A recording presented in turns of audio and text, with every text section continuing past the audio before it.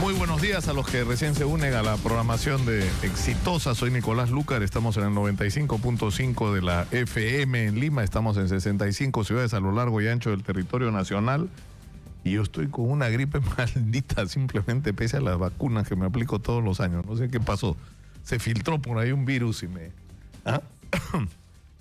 tiró para abajo. Está con nosotros el congresista César Villanueva, congresista de Alianza para el Progreso, y Rogelio Tucto, congresista del Frente Amplio, que bueno, ahora, o sea, el nombre de Frente Amplio va a quedar en Tierra y Libertad, ¿no es cierto? Porque si se hace, digamos, definitiva la decisión del Tribunal Constitucional, va a haber dos bancadas de lo que originalmente fue el Frente Amplio, pero bueno, eso es uno de los temas de los que vamos a hablar hoy. Yo les agradezco mucho su presencia esta mañana, y ya hoy día la normalidad en los colegios empezó a restablecerse, luego de que el día viernes más que una asamblea, un congreso de los representantes de base del SUTEP decidiera suspender la huelga, ¿no?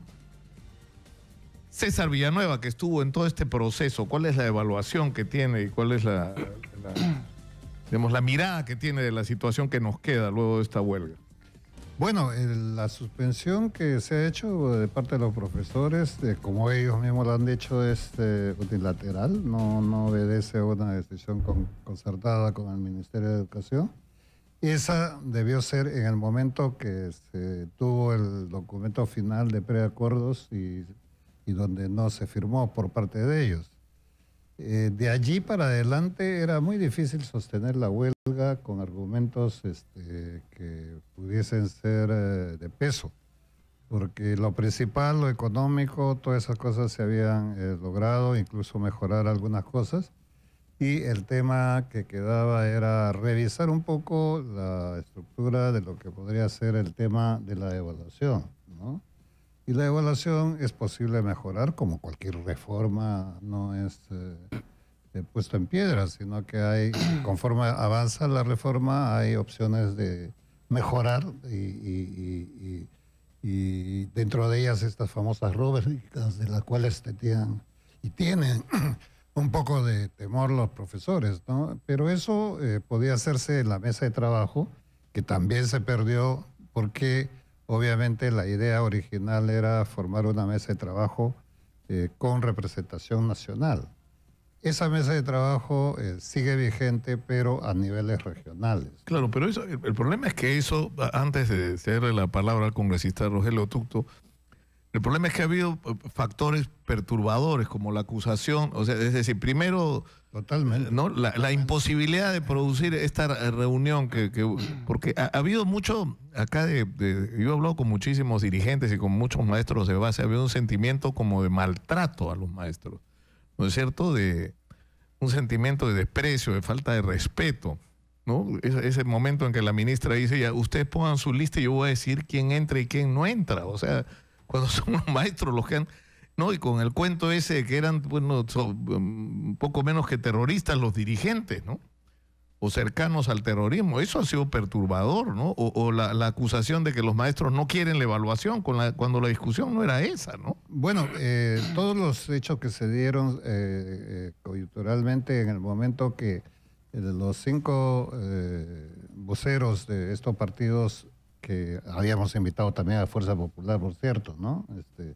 Empezamos el trabajo, fue una cadena de torpezas de parte del Ejecutivo. O sea, una es que en el mismo momento que abrimos el diálogo, luego llega esta directiva o lista del Ministerio del Interior a la ministra de Educación diciendo que de los 30, 25 no podían ser... no estaban aptos para el diálogo, pero, por razones totalmente... Pero no era gente que tuviera abierta ningún proceso, no tenía ninguna duda, simplemente a alguien en el Ministerio del Interior se le pasó por la cabeza que podían tener algún tipo de vínculo y se convirtieron, pero es que eso es increíble, porque hemos perdido ¿cuánto al final? 3 semanas. Así es. 3 semanas. Porque justamente yo pregunté, bueno, ¿cuál es el fundamento para que esta persona no pueda? bueno, que tienen algún tipo de relación, vinculación con grupos violentistas, etcétera. Le digo, a ver, dígame de San Martín quién es.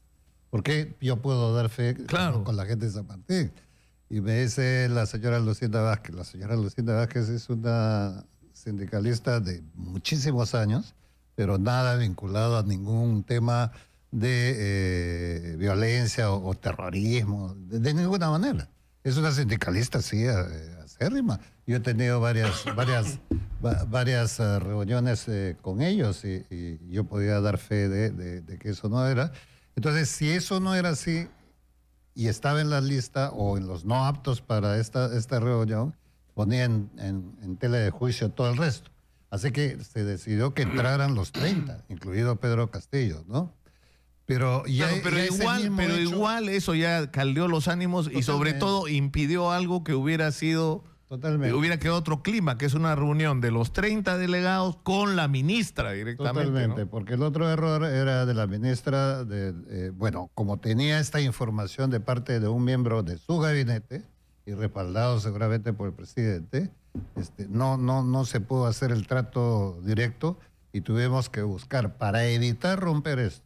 Porque nuestra preocupación al intervenir ha sido estudiantes. Que además en realidad no les competía, lo han hecho porque simplemente un puente de salida, a duras penas se logró y se hizo casi en 2 etapas, porque el lunes que debieron firmar no lo firmaron, después ellos pidieron una nueva reunión, asistimos a la nueva reunión, tampoco lo firmaron. Y creo que ahí fue la culminación de un error de también la parte de los dirigentes de Pedro Castillo, ¿no? Sí, congresista Tucto. Nicolás, antes de que opinara al respecto, que es muy atinado las opiniones de nuestro amigo Villanueva, es importante, y de nuestra bancada de Frente Amplio creemos nosotros, que el tema de la huelga magisterial no ha sido un fracaso, ¿no? Partimos de ahí. No ha sido un fracaso, ellos se han ido con la frente en alto, en realidad. Y ya hacía muchos años que los maestros hacían valer su voz de protesta. Si bien es cierto, no se ha logrado toda la plataforma lucha que han tenido, pero esto es un gran escenario, una gran oportunidad que han impuesto el país para nosotros, los congresistas y la población y los políticos en el Perú, puedan tomar o darle la verdadera importancia al tema de la educación pública en el país y a la defensa de esta. Es más, ¿no? Las organizaciones que hoy sabemos y conocemos como el CEN, que pertenece a Patria Roja, pues debido a su burocratización, a su elitización durante todos estos últimos años, han perdido sus bases, han perdido credibilidad. Entonces, los maestros a nivel nacional necesitan una organización fuerte, sólida, que verdaderamente los represente. Entonces, esta es una oportunidad que han dado un paso al costado, es un momento, preciso en que han tomado esta decisión, debido también a que a nivel nacional pues había ya contradicciones con los padres de familia, con los sectores sociales, ¿no? Y sobre todo pues de esto que ha devenido una crisis política con el gobierno. Entonces esto es una oportunidad para que ellos pongan en debate nacional el tema de educación y fortalezcan su organización para poder seguir luchando en esto en otros terrenos, ya sea en el terreno académico, en el terreno político, ya sea con el Congreso de la República, qué sé yo, en eventos sociales, y si más adelante ellos podrían tener una medida de fuerza, va a depender pues del grado de organización, como dicen los sindicatos, de las condiciones subjetivas y objetivas que hay en el país para poder ellos seguir avanzando en la conquista de derechos. Este tema de que ellos no han firmado el último acta, y el congresista estaba presente como el congresista del Frente Amplio también, ha sido pues producto de que ellos planteaban, me comentan, una cuestión básica, aparte de que se había conversado los 9 o 10 puntos restantes, el tema principal es las evaluaciones.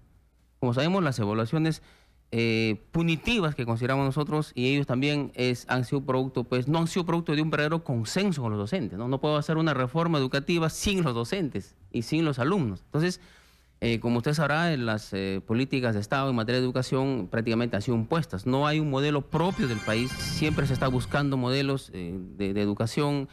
Hay una imposición del Banco Mundial, una imposición de la OCDE, en este caso del Ministerio de Educación. Se ha tratado de imitar a otros modelos exitosos educativos en otros países, pero a un modelo peruano que es distinto, ¿no? Costas y reservas. Es decir, no puedo yo aplicar una evaluación al docente cuando precisamente la evaluación y la retención del alumno, es decir, el grado de educación del alumno, depende no necesariamente de la enseñanza, es algo multidimensional.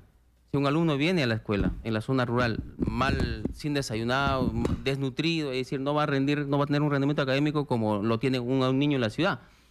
Entonces, esto no es culpa del docente. Y esto está planteado en las rúbricas, ¿no? Que el docente tendría, pues, toda la responsabilidad en la retención, en el aprendizaje del estudiante, ¿no? Sí, vamos a interrumpir brevemente porque Sofía Gallegos tiene información de último minuto desde Pachacútec, donde ha fallecido un trabajador de construcción civil. Adelante, por favor, Sofía.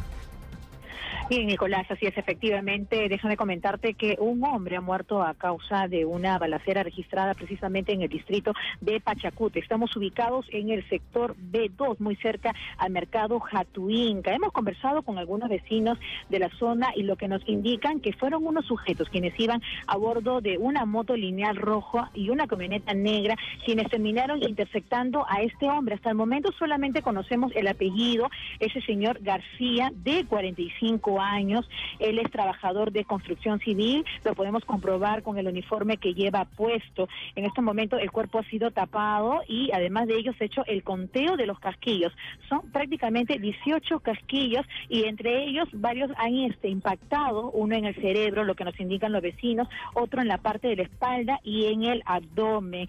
Lamentable lo sucedido, Nicolás, porque en estos momentos vemos en la parte de atrás de donde nos ubicamos a los familiares, quienes se encuentran muy conmovidos ante el dolor. Se desconoce pues cuáles habrían sido los motivos de esta muerte, porque en estos momentos nosotros no podemos conversar con la familia ya que ellos se niegan y se entiende el dolor. Mientras tanto, déjame comentarte que se ha acordonado toda la zona. Están aquí presentes los efectivos policiales de emergencia de Halcones, como también de la DIRINCRI, y estamos a la espera precisamente de la presencia de peritos del Ministerio Público, como también del médico legista, para que puedan ordenar el levantamiento del cuerpo. Mientras tanto, vamos nosotros a estar presentes acá y vamos a volver definitivamente teniendo más detalles de lo sucedido acá en Pachacútec. Informó Sofía Gallegos, Exitosal Noticias. Muchas gracias, Sofía. Muchas gracias. Vamos a estar atentos. Ahora, terminó la huelga magisterial que debió terminar antes, que ha habido muchos factores de perturbación. Ha tenido, yo creo,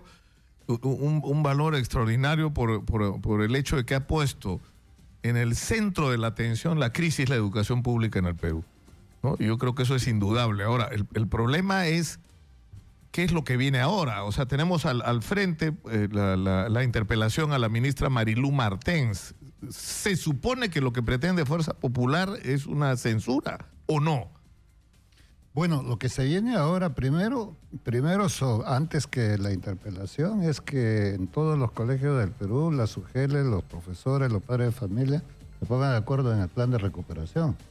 Aún sabiendo que el plan de recuperación no va a cubrir totalmente lo que son las clases normales, pero por lo menos recuperar las miles de horas pero la condición tendría que ser que no les descuenten, ¿no es cierto? O sea, eso tendría que, por lógica, porque no te van a descontar y pedirte que devuelvas esas clases que ya te descontaron, ¿no? Tiene que haber un mecanismo de acuerdos, pero eso parte de las UGELes, eso parte de la Dirección Regional de Educación y de los gobiernos regionales, porque las normas establecen claramente los caminos que hay que seguir.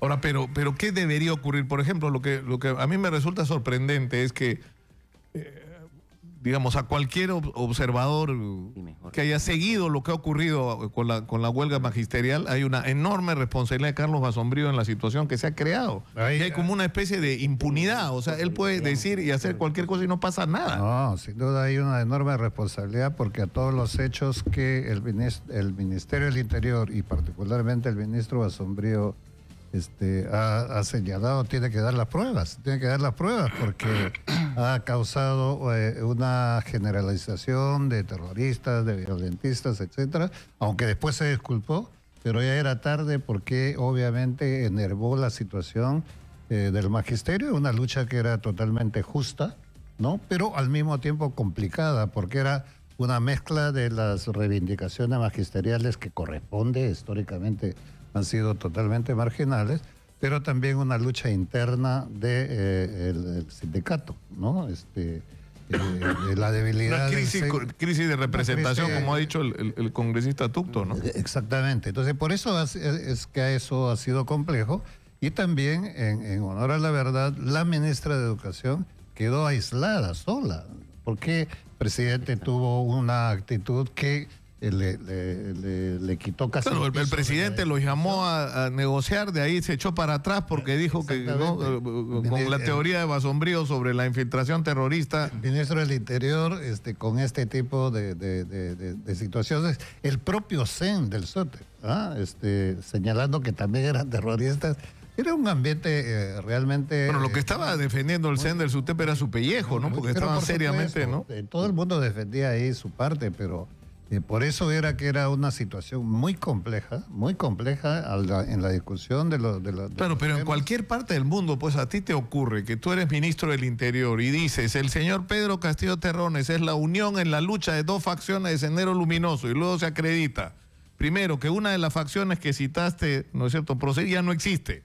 Es decir, un nivel de desinformación para ser ministro del Interior patético. En segundo lugar, que el señor Pedro Castillo Terrones es rondero y además ha sido militante en Perú Posible. O sea, el ministro del Interior ha dicho mentiras al país y no pasa nada porque es el... Sí. No sé qué privilegio tiene. Sí, o sea, en cualquier parte eso te lleva a que el ministro tenga que renunciar si es que no lo echan, ¿no? Todo parte de cómo, de la estrategia del Estado a través del Minedu y a través de la Oficina de Solución de Conflictos, cuál va a ser la estrategia para enfrentar a la huelga magisterial. Muy bien, busquemos chivos expiatorios. Uno de ellos es, hay que averiguar las hojas de vida de cada uno, si tienen relaciones o no con el terrorismo. Y el otro, podemos dialogar. Entonces, en el balance entre el diálogo y acusaciones, así como esto que hemos visto, ha pesado más las acusaciones. Entonces, el Estado no está acostumbrado, y sobre todo este gobierno dice, no, nosotros no podemos negociar con gente que es, entre comillas, violentista, gente que con medidas de fuerza, somos un Estado democrático. Entonces, ese discurso utilizan para callar las huelgas por más justas que sean. Entonces, esto ha sido lamentable en la forma como el Ejecutivo ha intentado, pues, estigmatizar, más allá de lo que hacen los otros políticos. El fenómeno del terrorismo, el chavismo, el violentista, el CONARE, ¿no? Y al final se ha perdido el tiempo y no se han discutido asuntos trascendentales, porque, por ejemplo, yo creo que el estar discutiendo el tema de la evaluación nos lleva a la discusión sobre es decir, el diagnóstico de cuál es la situación de nuestros maestros y cuáles son las necesidades que tenemos que enfrentar para superar la situación de los maestros y cuál es la realidad. Hay gente que se ha quedado sorprendida. O sea, yo creo que causó mucha molestia que los manifestantes fueran a Miraflores y a San Isidro. Llamó incluso una señora indignada diciendo que en un momento de enfrentamiento entre la policía y los manifestantes le cayó una pedrada a uno de sus hijos. Pero yo creo que ha sido una especie de baño de realidad para sectores de la clase media acomodada del país que han descubierto una realidad. Que hay maestros que tienen que barrer sus colegios, que ganan 1.500 soles al mes, que tienen que atender 2 o hasta 3 niveles educativos, ¿no es cierto? Que le tienen que dar de comer a los chicos, que tienen que viajar horas para ir a cumplir sus funciones y que los hemos tenido olvidados por décadas, ¿no? O sea, yo creo que ha sido un shock para obligarnos a mirar una realidad que nos negábamos a ver. Si lo permiten, congresistas, vamos a recibir algunas llamadas de nuestro público. Estamos en el 251-9422, 467-4499. Adelante, por favor, escuchamos. Señor Nicolás, te habla de Huancavelica. Adelante, por favor. De Huancavelica, por favor, quería saber, no sé cómo podrías poderme ayudar o cómo sabes por tu WhatsApp. Pero ante todo, muy agradecimiento a todos por apoyo a todos los profesores de todo el Perú, que usted es la única emisora que ha apoyado a los profesores. Luego, papá, quería suplicarle, por favor, cómo podría ser en el quinto visitado de despedidos del régimen fujimorista que se ha salido, en ahí no ha salido un nombre de mi hermano. ¿Cómo puedo hacer que me ayude, por favor? Porque han salido excedentes. Se refiere usted. Claro, ese es otro tema que habría que tratar en otro momento. Yo le agradezco mucho la llamada esta, los repuestos y las listas y quién está haciendo estas listas ¿no? Que creo que todavía queda alguna pendiente de los días de los que fueron despedidos injustamente durante el régimen de Alberto Fujimori, que han logrado su reposición y se ha hecho un plan, ¿no? Pero en fin, es otro tema en este momento. Sí, tenemos más llamadas del público en la línea. Adelante, por favor. Buenos días, Nicolás, ¿cómo estás? Adelante. ¿De dónde nos llama? Mira, del centro de Lima.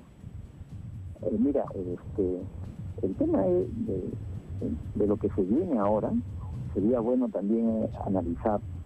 Al parecer va a haber una depuración, una suerte de evaluación, lo cual ha sido afectado a regañadientes por el magisterio, ¿no? Pero más allá de ello, ¿cuál es el plan de contingencia, no? ¿A qué personas se va a convocar? ¿A qué académicos o estudiantes egresados de la Facultad de Educación se va a convocar y bajo qué parámetros, ¿no? En esto sería bueno y necesario considerar a esos 50.000 trabajadores que fueron cesados irregularmente, que cuentan con mucha experiencia académica, en su gran mayoría son profesionales, con mucha experiencia de gestión, sobre todo en el manejo de la cosa pública. Entonces, si nosotros inyectamos esa capacidad, esa experiencia, esa deuda social que tiene el Estado peruano, con esos más de 40.000 trabajadores que aún no han sido reincorporados, pienso que podría ser un elemento para poder mejorar los niveles de educación, ¿no?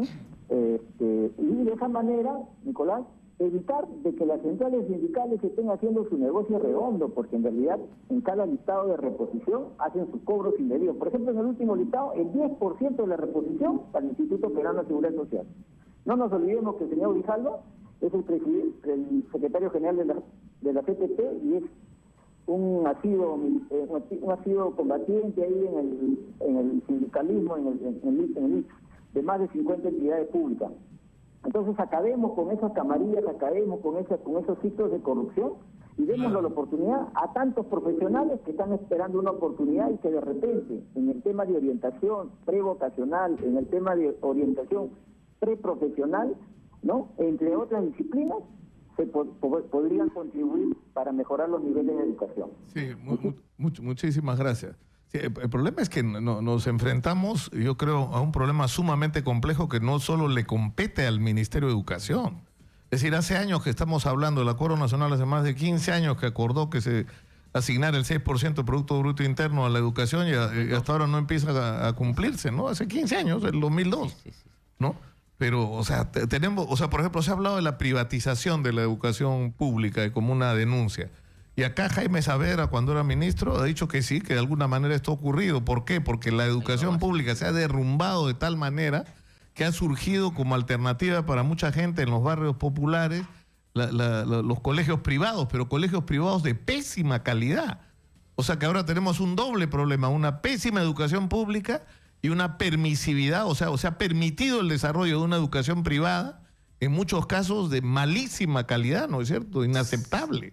Si el Estado tiene como premisa, digamos, a la apertura a la educación privada, y mire usted, el examen PISA que tenemos a nivel internacional en Sudamérica, estamos en el último lugar.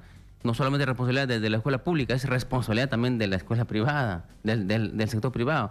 Y mire usted, muy al margen de la cuestión que podría darse en la huelga y cuál podría ser, analizando hoy en la mañana temprano, estaba viendo una información de primera fuente que tenía lo siguiente: ¿cuánto le cuesta al país? ¿Cuánto va a invertir el Minedu en las capacitaciones, en las evaluaciones punitivas, en las evaluaciones a los maestros? ¿Cuánto? Nada más y nada menos que 500 millones de soles. Y alrededor de esto, obviamente, estarán las consultoras, las empresas de consultoría, las que capacitan, las que hacen, digamos, labores de proyectos, qué sé yo, alrededor. Entonces, ahí hay un fuerte interés. Y eso el ministerio lo va a llevar sí o sí, quiere llevarlo. Entonces no puede dar un paso a un costado. Si que como los maestros pidieron, al parecer, pidieron en la última reunión, estimado congresista, creo que se postergue al menos un año, creo que quedaron esto. En todo caso, que sea... Claro, pero por ejemplo, el profesor Juan Cadillo, que es declarado uno de los mejores maestros del país e incluso del mundo, porque participó en un evento internacional para seleccionar a los mejores profesores del mundo, y estuvo entre los 50, 60 mejores profesores del planeta.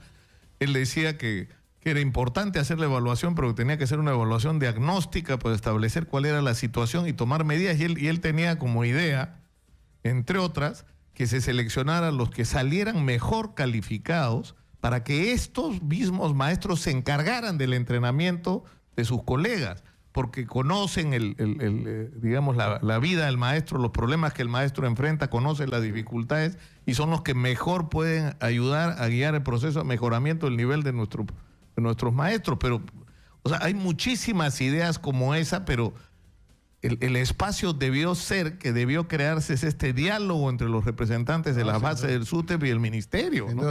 Ahí está uno de los puntos. Porque es un tema muy complejo. Quienes hemos participado en esto hemos visto la profundidad del abismo. Y ese abismo no se resuelve ni interpelando, ni censurando a 1, 2, 3 ministros. Hay un problema de educación que tiene que ser prioritario más allá del momento de la huelga, mucho más allá, porque el tema es crítico. Entonces, dentro de esta situación, ¿no es cierto?, lo avanzado tampoco podemos retroceder. Pero también la intemperancia de decir, bueno, no modificamos nada, es un gravísimo error. Y por el otro lado, no queremos evaluaciones punitivas. Entonces, es que el tema punitivo viene porque después de 3 evaluaciones tú tienes que salir. El tema no es en sí la esencia de la evaluación. El tema es cuáles son los instrumentos y cómo tú actualizas esos instrumentos y lo vuelves de sentido común a cada una de las realidades que son diferentes. Claro, pero si tu mensaje es la educación pública en el Perú ha estado abandonada, se ha permitido que cualquiera otorgue un título de maestro. Los maestros han estado ganando miserias durante décadas, han tenido que dedicarse a otros oficios para poder mantener a sus familias, no han tenido posibilidades de calificarse y de mejorarse profesionalmente, y esta situación va a cambiar. Entonces vamos a hacer un diagnóstico de cómo están para ayudarlos a mejorar. Y el final de esta discusión es que probablemente algunos llegues a la conclusión de que no califican. De repente llegas a esa conclusión, es lo más probable que ocurra, pero tú no puedes empezar la discusión al revés. Diciendo, vamos a hacer una evaluación de los que no pase, lo vamos a echar. Porque no estás solucionando nada, lo único que estás creando es una... Pero el mismo procedimiento no tenía ningún sentido común, porque primero evaluaba, después capacitaba. Pues tienes que primero informar, capacitar y después evaluar, ¿no? Son los elementos centrales.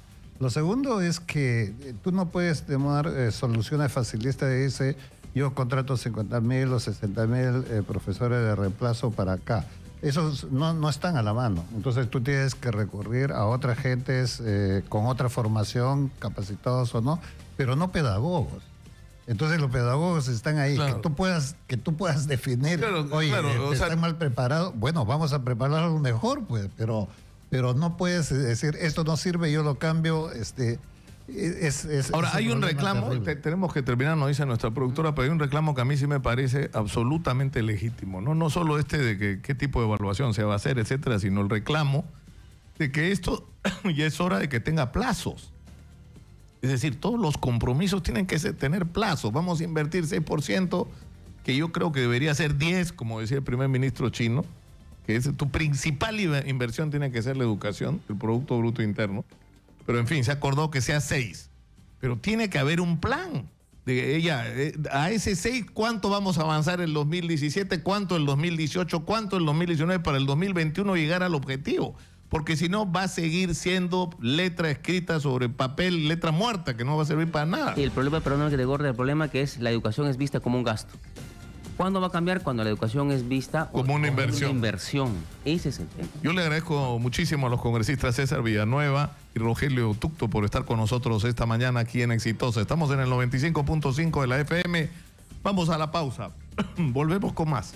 Judy Rodríguez nos trae la opinión de la gente en las redes sociales.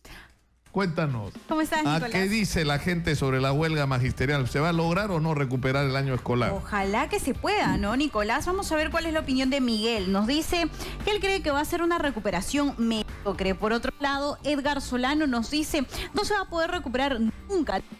Siempre guían los profesores o doblan las notas. Gracias, menciona. El Art Flores nos dice, nunca se podrá recuperar al 100%. Carlos Eduardo, ¿no es un fracaso? Entonces, ¿qué se lo de los 8 puntos logrados al principio. Él menciona seguramente los acuerdos y las disputas pues que hay entre el SUTEP de Lima y los SUTEP regionales. Y por último, en el Twitter, Mario nos dice, van a decirnos que sí y al final nuestro sistema educativo es tan paupérrimo que no se notará. Por otro lado, rápidamente para regresar ya a la mesa de conducción, Nicolás, en el Facebook, Alex Nica dice, pero el auto recuperen cuando ya descontaron a los maestros. ¿Qué lógica tiene? ¿Alguien trabaja? Se pregunta la ministra.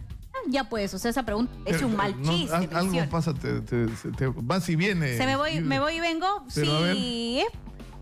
Bueno, es que es un micro inalámbrico súper moderno, pero a veces lo moderno falla en algún momento. A ver, Freddy nos dice, no, Darío Vidal, porque Freddy acá tiene un problema con nosotros. A ver, que yo recuerdo los maestros, dice, son sinvergüenzas y solo hacían pocos temas para acelerar y se saltaban las clases, aprobaban todos con la mínima nota. Y por último, Alejandro Maldonado nos dice, el tiempo perdido nunca se recupera porque cada hora es diferente. En otras palabras, todos los días son diferentes. Entonces no se puede recuperar. Hay algunos optimistas, otros que no, y otros que critican pues también la huelga de los maestros. Nicolás. Sí, pues. Muchas gracias, Judy. El tema, yo creo que esto de la huelga nos tiene que hacer reflexionar a todos sobre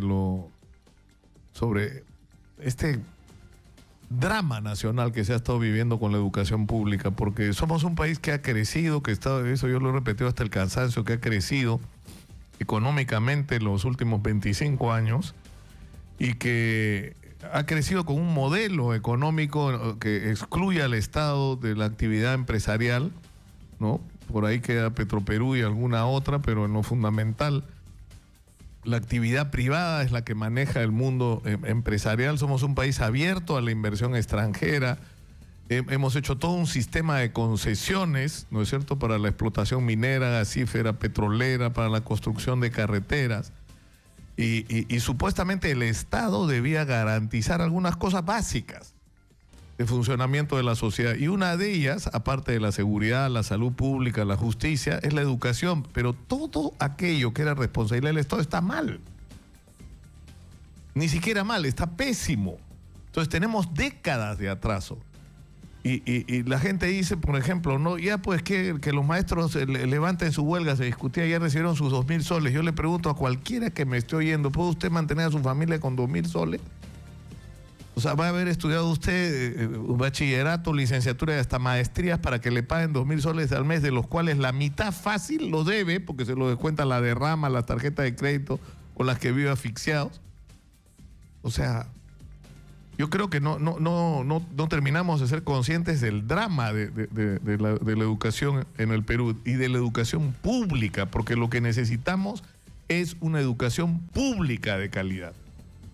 Y es lo que no tenemos, y eso parte de resolver toda la cadena, es decir, de ajustar la calidad de las escuelas, los institutos y las universidades que dan formación para docentes. Tiene que ver directamente con la calidad de ingresos, porque ¿quién va a querer ser maestro si la expectativa de ingresos es 1.500 o 2.000 soles al mes? O sea, no es una carrera, digamos, donde uno pueda pensar o sea, el otro día escuchábamos acá que para meter a un hijo a estudiar medicina hay que pagar 1.800 soles al mes. ¿Qué maestro puede aspirar a que uno de sus hijos sea médico si tiene esa vocación? No podría pagarlo. Entonces, eso tiene que cambiar. O sea, los maestros no tienen que ganar 2.000 soles, tienen que ganar por lo menos 3 veces eso. Y tienen que dedicarse a tiempo completo al magisterio.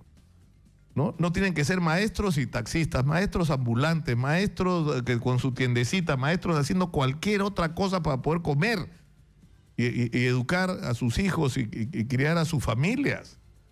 Y tienen que tener acceso a capacitación y tiene que haber una infraestructura adecuada que no hay en el Perú. Hay déficit de infraestructura y los colegios tienen que tener mantenimiento y equipamiento y a los chicos hay que alimentarlos en los colegios, como se hace en todos los países modernos que han progresado, desayuno y almuerzo para todos los chicos en los colegios públicos y el colegio tiene que ser el espacio para la prevención de la salud de nuestros chicos. Hay que hacer una revolución en la educación y eso implica meter dinero Y eso tiene que ser una prioridad. Entonces, así como es una prioridad de este gobierno, a ver cómo rescatan ese elefante blanco de la refinería de Talara, que los tiene desesperados, y se rompen el cerebro y endeudan al país para resolver el problema de la refinería, ¿por qué no hacen el mismo esfuerzo y lo convierten también en una obsesión el tema de la educación pública? Entonces, yo creo que si algún valor ha tenido esta huelga, es que nos ha mostrado de una manera dramática la realidad que viven nuestros maestros y lo justos que son sus reclamos, pero a la vez la urgencia de corregir esta situación que sinceramente es insostenible. Si pretendemos ser un país del primer mundo, tenemos que comenzar por cambiar esta situación. Y yo creo que lo que están reclamando los maestros es razonable. O sea, 2.000 soles no es suficiente, ni siquiera están reclamando que les hagan un cronograma de cómo vamos a llegar a que ganen lo que deberían ganar. Y que hay que invertir en la educación pública, lo que hay que invertir, pero que haya plazos para esos compromisos reales, que no sean promesas como siempre, que los maestros tengan que ir a una huelga para que el presidente de la República cumpla lo que fue su compromiso base de campaña electoral. Pero en fin, estamos con don Heriberto Benítez, abogado del expresidente Alejandro Toledo. Bienvenido, Heriberto. ¿Qué tal, Nicolás? Buenos días. ¿Viene o no viene antes de que lo traigan, Alejandro Toledo? Bueno, yo mantengo la postura de que no hay garantías mínimas para un debido proceso y no están las condiciones dadas para que Alejandro Toledo pueda venir al Perú. Esa es una postura que la mantengo y conforme van transcurriendo los días me doy cuenta de que se va agravando. ¿Qué tendría que ocurrir para que eso cambie? Bueno, lo primero es revocarle las medidas arbitrarias de prisión preventiva. Y lo segundo, ver la conducta que están adoptando los jueces, pero para temer, es algo espantoso. ¿Dónde has visto tú, Nicolás, que un juez, como el caso de Coteva, se esté reuniendo con el fiscal para armar un pedido de arresto contra Alejandro Toledo, si los jueces son imparciales y no se pueden reunir con ninguna de las partes? ¿Qué garantía te da un juez con esas características? Ninguna. ¿Qué garantía te da un Poder Judicial donde el presidente del Poder Judicial, aquí en tu programa, ha dicho que 2 expedientes deberían acumularse y sigue recomendando y sugiriendo que eso se haga, cuando él no es parte del proceso? Pero él puede opinar como cualquier especialista, abogado, conocedor de los procesos penales, ¿no? Nicolás, él ha dicho que o sea, este tema amerita, como además en algún momento lo han sostenido ustedes, me sorprende, porque ustedes mismos en algún momento las reclamaban. Partes pueden decirlo, pero lo que no se puede es la influencia, bueno. Porque mira, hay una el problema sentencia, es que a ustedes no les conviene, Nicolás, que los procesos se acumulen. Mira, hay una sentencia que ha dictado el Tribunal Constitucional desde el año 2004, donde desarrolla el derecho de opinión y la libertad de expresión de los jueces supremos.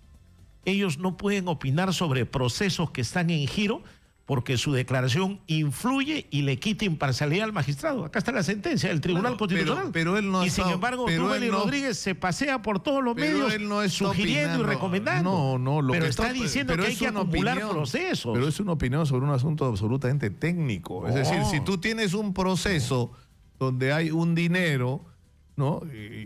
Un dinero que se ha usado para comprar bienes acá, y ese dinero, por la declaración de la gente de Odebrecht y ahora de Maiman, es el mismo dinero, lo lógico es que sea un solo proceso, debería haber una acumulación. Es una opinión absolutamente técnica que no está interfiriendo para nada en declarar culpable, inocente, Nicolás, nada. Simplemente está diciendo, hay que acumular esto y esto es lo que tendría que hacerse de cara al proceso en los Estados Unidos y al proceso acá. Él lo dijo y el Poder Judicial lo rechazó. Nadie apeló. El fiscal estaba en contra. Terminó eso y ahora vuelve a la cara y quiere nuevamente que sea un procurador el que lo pida. ¿Por qué insiste en un tema? ¿Por qué trata de meterse en un proceso? Ahora yo te digo, Nicolás, ¿tú crees que en Estados Unidos el presidente de la Corte Suprema de Justicia va a salir a la prensa a decir, yo creo que este proceso debe acumularse? Jamás. Allá no lo harían. Es más, en Estados Unidos ven esto y se espantan. Son un lujo ustedes, porque cuando él ha salido a criticar a los jueces carceleros, ahí ustedes han celebrado lo de las prisiones preventivas. No, eso es distinto, eso es una exposición. ¿Por qué? Si es igual, es una opinión. No, porque él no está hablando de un proceso específico. Él está hablando de manera general de los jueces carceleros. Pero ir a un proceso a decirle a las partes, yo sugiero que hagan esto, tiene que acumularse por esto y por esto, él está interfiriendo en el proceso. Eso es a lo que me refiero. Y en Estados Unidos eso no sucedería jamás. Y yo te aseguro que hoy en día las autoridades de los Estados Unidos, al ver eso, porque nosotros le vamos a alcanzar esa información, van a decir, ¿qué garantías tiene el señor Toledo de ir a un proceso donde el presidente del Poder Judicial está interfiriendo? Mira, la propia ministra de Justicia ha salido a agraviar a Alejandro Toledo. Tú has visto los titulares de hoy. Entonces la pregunta ¿es correcto que una ministra de Justicia diga eso? Claro, pero ahí lo que uno tiene la sensación de que la gente del gobierno no quiere que venga Alejandro Toledo. Yo creo que están desesperados porque no saben qué traerlo. Pero ¿a qué le temen? Es decir, se va a producir la confesión, o sea, ya se produjo en realidad la confesión, ya empezó el proceso de colaboración, porque si no, no le hubieran dado los beneficios que le están dando. O sea, ya el Ministerio Público ha recibido la información. No, pero puede ser que él haya condicionado y ha dicho, si quieren que yo hable, primero anúlenme todo. Entonces ya dieron un primer paso, ahora vamos a ver qué es lo que habla Maiman. Eso es lo que la vez pasada conversamos contigo, dijimos, yo tengo acá, por ejemplo, el acta oficial de la única declaración que existe en el expediente sobre Joseph Maiman, que la dio en Israel el 27 de julio de este año, ante 2 fiscales con su abogado, y dijo, no voy a declarar, voy a guardar silencio. Y los fiscales en esta acta, Nicolás, en el punto 6, le dicen, usted no puede ser sometido a coacción, ni a presión, ni a nada arbitrario que afecte sus derechos fundamentales. Y después de firmar esta acta, los propios fiscales le pidieron prisión preventiva. Lo amenazaron con meterlo preso, con quitarle sus bienes y embargarle sus cuentas, y ahora lo convierten en colaborador eficaz. Pero eso no es una declaración interesada, Nicolás. Pero eso ya pasó. No, como ya pasó, si pero está ya vigente. Pasó, pues, ahora ya está pasó, en colaboración eficaz, a pesar que el fiscal le dice, usted no puede ser coaccionado, y el Ministerio Público lo coacciona con una prisión preventiva que le dieron en el caso de Coteva. Entonces, esto demuestra la conducta que toman las autoridades y no da garantías de un proceso justo, Nicolás. En Estados Unidos esto lo valoran y se dan cuenta, porque allá tú nunca vas a ver estas cosas. Para ustedes lo ideal sería que lleguen dos solicitudes de extradición por el mismo dinero. O sea, eso, o sea, lo están juzgando, pobrecito Alejandro Toledo, pero o sea, a mí lo que me sorprende, Heriberto, yo entiendo que tú tienes tu función de abogado y tienes que hacer tu chamba, ¿no es cierto? Pero estamos hablando de un expresidente de la República. ¿Tú te das cuenta el mensaje? Yo estuve en el Callao la semana pasada, ya hablando con un montón de muchachos que están haciendo unas cosas espectaculares ahí están librando su guerra contra la delincuencia, o sea, y desde una perspectiva social, o sea, para dar a los chicos oportunidades distintas a la delincuencia a través del deporte, de la música, del arte, de la danza, de la pintura, del hip hop, olvídate, ¿no? Y una de las cosas que me decía uno de ellos es qué ejemplo pues nos dan los políticos, si son unos ladrones y cuando los atrapan se escapan. O sea, esa es la imagen que tienen nuestros jóvenes. Ya, pero si tú le dices a esos jóvenes o les preguntas, ustedes están de acuerdo. Y tú les hablas del debido proceso. No, pero digo, si tú le preguntas a esos jóvenes y le dices, ¿ustedes están de acuerdo con que primero los metan presos y después los escuchen? Todos te van a decir que no. Y eso es lo que le está pasando a Toledo. O sea, depende cómo le hagas la pregunta o cómo presentes el caso. Eso es lógico. Y a Toledo quieren meterlo preso sin escucharlo. Claro, pues, pero Toledo ha sido presidente y durante su presidencia... No. Escúchame, él no solamente ha sido presidente, él ha sido aliado de Ollantumala, o sea que directamente gobernó 5 e indirectamente participó como amigo del gobierno de Ollantumala 5 años más, o sea que tenía en sus manos desde el Parlamento y desde el propio Ejecutivo la capacidad de emitir o de promover iniciativas para modificar esta perversión que es lo de la prisión preventiva, es decir, que más de la mitad de los presos en el Perú estén en esa condición sin haber sido sentenciados. Y en algunos casos se pasan años en prisión preventiva sin que se lo... Pero eso está con el nuevo Código Procesal Penal que recién ha entrado en vigencia para el Perú. Toledo ya no era presidente de la República. Ya, pues, entonces tú tienes que valorar esos temas. O sea, tú no puedes decir, Nicolás, que porque él ha sido presidente de la República, tiene primero que ir preso y después escucharlo. Pero él podría acogerse a la colaboración eficaz, ¿o no? Mira, quien se siente culpable o responsable puede hacer confesión sincera ante un juez o puede someterse a colaboración eficaz. Eso está definido en la ley. Alejandro Toledo ha reiterado que él no ha cometido ningún delito, entonces no tendría por qué someterse a ninguna de esas figuras. Ahora, Maiman ha dicho, yo voy a ser colaborador eficaz. Nosotros esperamos a ver qué es lo que va a declarar. Pero yo te cuento, pues, porque no es tan difícil, Heriberto, y tú lo sabes porque eres inteligente. O sea, lo que dice Maiman es: he recibido el dinero por todos estos mecanismos, han pasado por estas cuentas, abrimos en Estados Unidos, de ahí el dinero llegó parte del dinero llegó a Costa Rica a través de este sistema, y con ese dinero se hicieron las operaciones inmobiliarias en el Perú y algunas otras cosas. Eso ya se sabe. O sea, desde hace 4 años se sabe pero eso es lo que él dice, y él dice: pero ese dinero no es mío, ese dinero era de Alejandro Toledo, yo simplemente era el operador de su dinero. ¿Y el dicho es suficiente para imputarle cargos a una persona, suponiendo que fuera así? Mira, ¿no? en Brasil, Porque el juez Moro sentenció en primera instancia a Lula, y en ningún momento está el nombre de Lula en el beneficio. Lo que dice Moro es quién es el que usufructa el beneficio. Eso es lo que determina cuál es el destinatario final de la coima, porque evidentemente, o sea, es bien difícil que encuentres a un corrupto que tiene la plata a su nombre o los bienes a su nombre, ya, ¿no? Pero acá siempre usa terceros. Ya, pero en el Perú, en esta investigación, por ejemplo, la ruta que le llaman del dinero de Maiman, las empresas, las cuentas, los giros, las transferencias, todo lo que tenga que ver con ese circuito. Va a morir Alejandro Toledo negándolo todo. Pero mira, todo eso se conoce desde el caso de Ecoteva, porque el propio Maiman lo ha descrito y ha dicho que el dinero era de él. Y eso está en los bancos, eso no se puede cambiar, porque eso está en las empresas, en registros públicos, en los bancos, la transferencia, todo el circuito está. Lo único que dicen que falta es que Maiman diga: ese dinero era para tal. Suponiendo que él agregue eso, mira, suponiendo que lo agregue... ¿Por qué le pagaba Maiman la hipoteca a Alejandro Toledo? Pero déjame terminar la idea. Pero déjame terminar la idea. Suponiendo que Maiman diga lo que muchos quieren escuchar, se supone que el fiscal tiene que valorar la primera versión y la segunda y ver cuál es la verdadera. No es que porque Maiman diga, yo digo, entonces, y todo el mundo aplaude. Porque acuérdate que él tiene una declaración interesada, porque ha condicionado a anular una prisión a que él diga lo que el fiscal quiere. Entonces, eso es lo que tiene que analizarse.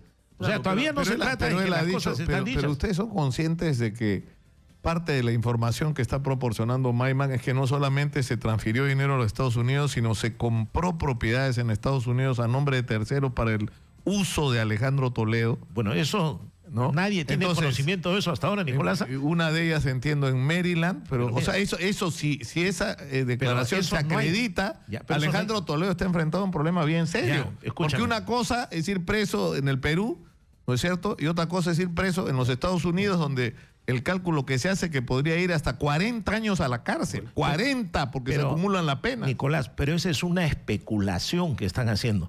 Porque en ninguna parte del expediente nunca ha habido de que Maiman me dio plata para que compre propiedades en Estados Unidos. Vamos para que te deleites, porque yo sé que esto te encanta. Marisol Pérez Tello, ¿no? Ayudando a que Alejandro Toledo no vuelva. Miren lo que dijo Marisol Pérez Tello. Escuchen. Yo lo primero que quiero aclarar es eso: el Perú no está demorando. Nosotros hicimos un primer esfuerzo de traer a Toledo directamente, a partir de decirle, hay 2 formas de traerlo. Primero, que él se entregue, que se llama la extradición voluntaria, que es el proceso simplificado. Hicimos el esfuerzo, lo llamamos a considerar que él había sido expresidente, que esto era un tema de dignidad, que tuviera el honor de venir y rendir cuentas y dar información. Bueno, él optó por el camino para mí, de la cobardía, y decidió quedarse en Estados Unidos. Así que empezamos el segundo esfuerzo, que es un esfuerzo legal, en el que le decimos a Estados Unidos: tú no puedes proteger a un presunto... A un presunto corrupto. ¿Ya ves? Mira, una ministra de Justicia, en lugar de defender el debido proceso, lo que quiere es que una persona venga y se entregue entre jueces verdugos. Increíble. Bueno, de repente no quieren que venga. De repente no quieren que venga. Mira. Ahora, ¿qué sabe? ¿Qué le sabe? ¿Por qué le han amenazado así a Pedro Pablo Kuczynski? Mira, Nicolás, para terminar el punto anterior, esa de las propiedades que dicen de Estados Unidos, en los expedientes no figura nada, es lo que están especulando, que dicen, habría una propiedad, habría eso. Bueno, pues señor, que se vayan aclarando las cosas, pero eso no existe en el expediente, eso no se ha visto. Entonces no hay que especular. Yo he visto que la gente se proyecta y dice, ya está, esto es así, el círculo cerrado. Bueno, esperemos que declare Maiman. Yo lo dije la vez pasada, ¿y qué pasaría si Maiman habla de Alan García o de Keiko Fujimori? Esperemos, no sabemos qué va a hablar. Ahora, todos creen que va a hablar de Toledo. Pero tú sabes que ahí, es decir, ¿a Toledo le importa o no le importa lo que van a decir los libros de historia sobre él. ¿Ah? O sea, no le interesa que los libros de historia digan es un hombre que vino de la pobreza, gracias a la educación progresó, llegó a ser presidente, y una vez que llegó a ser presidente hizo obras importantes, porque hizo cosas importantes durante su gobierno, ¿no es cierto? Pero fue devorado por la corrupción y él en un principio se resistió, pero luego aceptó el error que había cometido y colaboró con la justicia y dio una lección de cómo deben actuar los hombres cuando se equivocan. O sea, él va a preferir pasar a la historia como el que se corrió. No, yo te digo, ¿y por qué la historia no dice lo contrario? ¿Por qué no dice fue un presidente que terminó su mandato y luego lo querían meter a la cárcel sin escucharlo, sin permitirle apelar, rechazándole sus habeas corpus? O sea, ¿por qué la historia no puede ser así? O sea, siempre hay una tendencia a decir Toledo tiene que estar preso. Entonces la historia tiene que decir la verdad. El hombre estaba en Estados Unidos, no puede venir porque no hay garantías, quieren meterlo preso sin escucharlo y le rechazan todos sus escritos. Cualquier persona diría, ha hecho bien en quedarse en Estados Unidos. Ahora, nosotros seguimos en la batalla y yo espero que en Estados Unidos respeten el debido proceso porque ahí hay garantía. Los jueces ahí sí son imparciales. El Departamento de Estado, el Departamento de la Secretaría de Justicia... ¿Sabes lo que es increíble? Se ha pasado, no va a tramitar, o sea, Toledo ha construido parte importante de su carrera política criticando a Fujimori y criticando las posturas de Fujimori frente a sus procesos legales. Y él está haciendo cosas iguales o peores. No, porque en el caso de Fujimori era distinto. Ahí hubieron otro tipo de procesos. Fujimori hasta quiso postular en el Senado japonés. Eso fue otra figura. Acá Alejandro Toledo está claro que lo quieren meter preso sin escucharlo. Hay interferencia política de todos, comprobado. La ministra de Justicia, el presidente del Poder Judicial, el fiscal de la Nación, los propios jueces le agregan delitos sin escucharlo. Entonces, eso es grosero, Nicolás, y eso no se puede aceptar. Mira la declaración de Maiman. Le dicen, usted no puede ser coaccionado, le dan prisión y ahora lo hacen cambiar para querer sacarle una declaración contra Toledo. ¿Cómo no va a ser una declaración interesada? Toledo es el que puso en el juego a Maiman. Dijo, No, Maiman es el que puso. Ahora que se atenga a las consecuencias. Y mira, hay una sentencia del Tribunal Constitucional que dice el derecho de opinión de los jueces y el presidente del Poder Judicial hace lo contrario. Entonces, es grosero esto. En Estados Unidos esto no va a pasar. Allá tú no vas a ver, Nicolás. No, lo peor que le puede pasar a Alejandro Toledo, ¿sabes qué es, Heriberto? Que no lo traigan al Perú y lo procesen, lo sentencien y lo manden 40 años a la cárcel en Estados Unidos. ¿Por qué lo tendrían que procesar? Por lavado de activos, por violación a la ley, olvídate. Eso será lo que algunos quieren, pero no va a ser. Porque si el dinero que se ha usado para comprar una propiedad en Estados Unidos viene de la corrupción y el señor ha sido presidente del Perú, va a ir a la cárcel en Estados Unidos. Pero no hay ninguna propiedad comprada, no hay ningún dinero. El único que tiene procesos judiciales, si no me equivoco, en Nueva York por fraude es Joseph Maiman. Él sí tiene procesos de otros socios que lo han denunciado. Entonces, ahora que vean, escucha, no. Primero Maiman era el héroe. No, pero te digo, pero si eso es conocido en Estados Unidos, en Nueva York, todo el mundo lo sabe.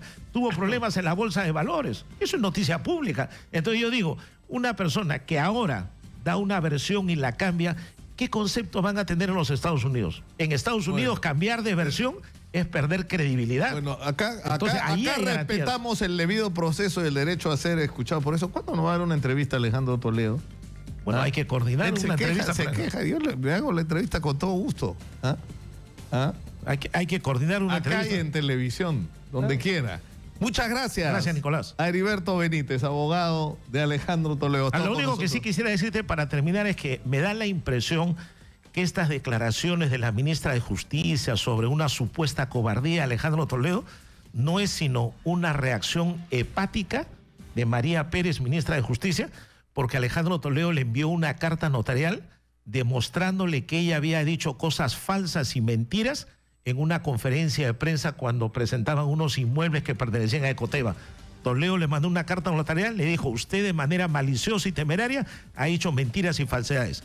Creo que la piconería le ha hecho responder eso y eso no está bien, porque un ministro de Justicia que es asesor del Poder Ejecutivo no puede hablar de esa manera. Gracias, Nicolás. Heriberto Benítez ha estado con nosotros. Vamos a la pausa, regresamos con Jenny Vilcatoma, congresista de la República. Vamos a retomar desde ahora todos los lunes nuestra secuencia anticorrupción, que la teníamos, ¿se acuerdan? Cuando Jenny Vilcatoma no era todavía congresista. Bueno, lo vamos a volver a hacer. Vamos a hablar de lo que está pasando ahora en el Congreso, porque Susana Villarán está declarando sobre el caso de Línea Amarilla ante la Comisión Lavajato. De este y de otros temas vamos a hablar con ella en unos minutos. Volvemos.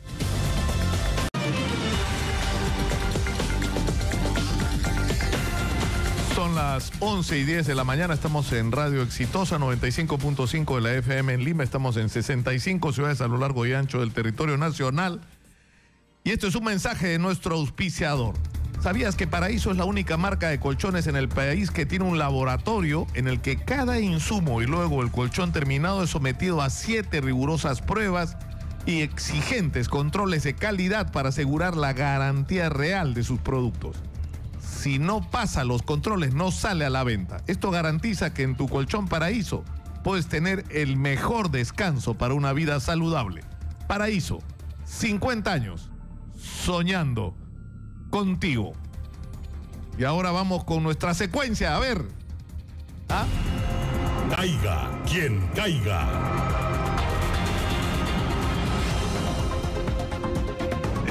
Estamos retomando nuestra secuencia con Jenny Vilcatoma, congresista de la República. Buenos días, Nicolás. Otra vez. Otra vez. Subida en el ring, Jenny Vilcatoma, para trompearse con toda la corrupción y sea quien sea a quien haya que enfrentarse. Caiga quien caiga, como dice nuestro mensaje. Álvaro Tapia está en el Congreso de la República, donde Susana Villarán está declarando ante la Comisión Lavajato. Adelante, por favor, Álvaro.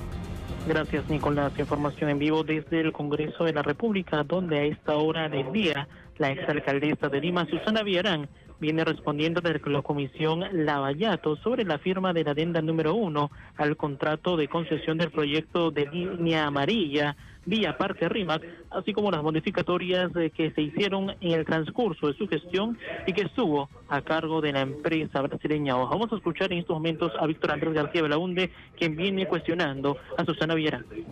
Sí, dólares, presidenta. ¿Vas a responder? Sí, voy a volver a leer porque ha hecho varias afirmaciones. Acá están los, a través suyo, devuelvo los saludos al congresista, y aquí están los informes donde todas las preocupaciones expresadas por el congresista respecto del equilibrio económico-financiero, de las ganancias.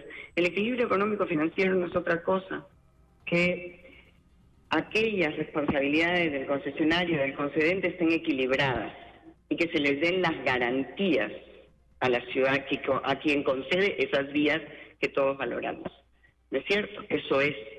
Esto está refrendado por estudios importantes. No está el estudio UGAS, está el estudio de la Universidad de San externo y del estudio Rosselló, que tiene una expertise en esta.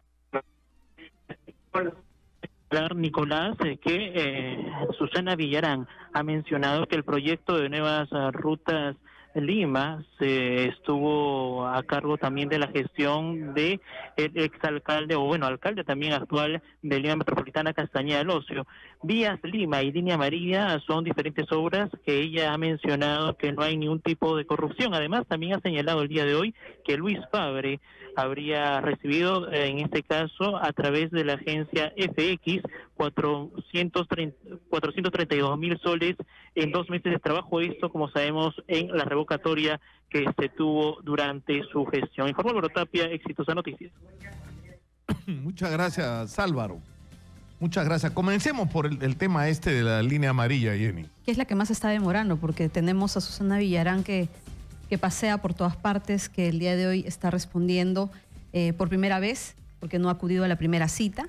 Sin embargo, yo considero que el Ministerio Público ya debería haber dado mayores avances por cuanto la Procuradora Ampuero interpuso acciones iniciales en su primer mes de trabajo. Pero no vemos acciones concretas sobre Susana Villarán y sobre esta tan cuestionada participación, y sobre todo no conocemos de manera documentada, ¿no?, la forma en la que se ha financiado la campaña de la no revocatoria, que es lo más cuestionable que tenemos. Hay una serie de cuestionamientos que esperemos ya inicien con hacerse públicas, ¿no?, la respuesta de la señora Susana Villarán con la comisión, pero sobre todo las acciones deben iniciar por parte del Ministerio Público.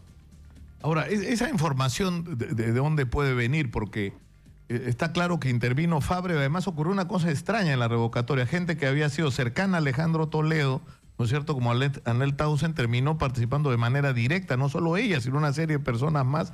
Y en la queja que yo he escuchado de algunas personas cercanas a Susana Villarán, para sorpresa de ellos, ¿no?, de que de repente otra gente tomaba el control de la campaña contra la revocatoria. Es que si hablamos nosotros sobre Odebrecht como una organización criminal que ha operado en el país tanto tiempo, que tuvo tentáculos que llegaron no solamente al ámbito político, al ámbito económico, al ámbito mediático, ¿verdad? Y si tenemos nosotros ahora un expresidente, el señor Alejandro Toledo, con una orden de prisión preventiva y su entorno muy cercano, es muy probable que ello haya ocurrido, porque la aparición de estos personajes, como tú dices en su momento, incomodó al círculo más cercano de Susana Villarán. Entonces es importante y es muy fácil, yo creo que o tal vez de probar en el tiempo con estas acciones, que también este mismo círculo que tuvo Alejandro Toledo en relación a Odebrecht fue el mismo que ha tenido cercanía a todas las autoridades en el tiempo.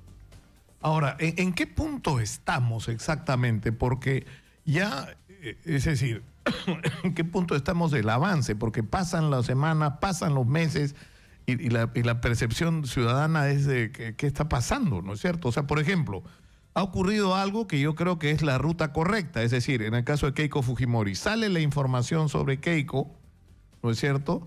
Se solicita la confirmación de la información, se recibe la confirmación e inmediatamente se abre una investigación.